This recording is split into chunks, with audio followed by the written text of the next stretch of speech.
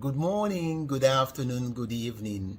I just want to share with you quickly here about creating stewardship in an environment that you can consider void or empty. Now, my wife was speaking something a few days ago, sharing something about stewardship. We all know the story about talents. Jesus mentioning about through the parable in Matthew 25 about a man that is living and gave his servants.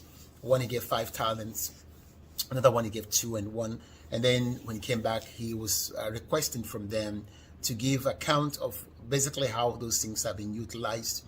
And everybody gave his testimony, and excitingly enough about that, he ended up promoting them, except one that decided to bury his own, saying that his master is a stingy man and all that stuff. Anyway, so this is where we're actually going with this. In my heart, I've just kind of learned at times that men, for one reason or the other, do not utilize all their giftings and all the things that they are called to do. And at times, even when they are even using it, there's a tendency that with conning and with tricks and things, and men tendency is that they move away from the things they're called to do. I'm going to share some examples here quickly. I came to a place in life that I realized that whatever opportunity that God gave you, you have to maximize it. And let me say that. So I have a lot of instruction when it comes down to the urban school, when it comes down to getting into the areas of minority, people who have not gotten all the necessary tools that other people have gotten in life. So my goal is, I look at it from the perspective of God, because we are co-creators with God, whether we like it or not. So God saw the world without void, okay, in the book of Genesis. And so I look at myself and say, he saw it without void. He did not stop there. He decided to step in and do something about it. So I say to myself, if I have a student, if I have a people, I have a population, people I do have, I have to see them the same way that God saw them, empty and void, but I have to do something about it.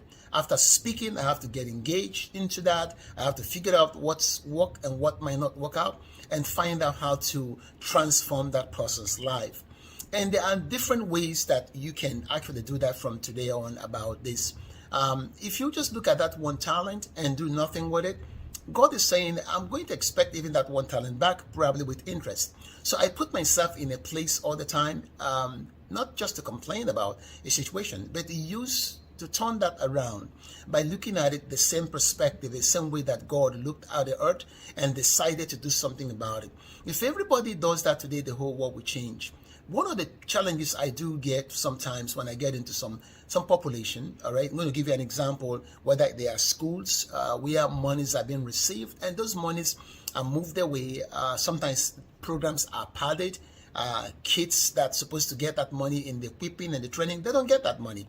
Many leaders are operating that way. So they are moving the money. I will almost help in places that they don't really need any help, and they leave all these places that have been vacant. When I say vacant, it could be in the area of knowledge, vacant could be in the area of tools. So we keep doing the same thing, expecting a different result.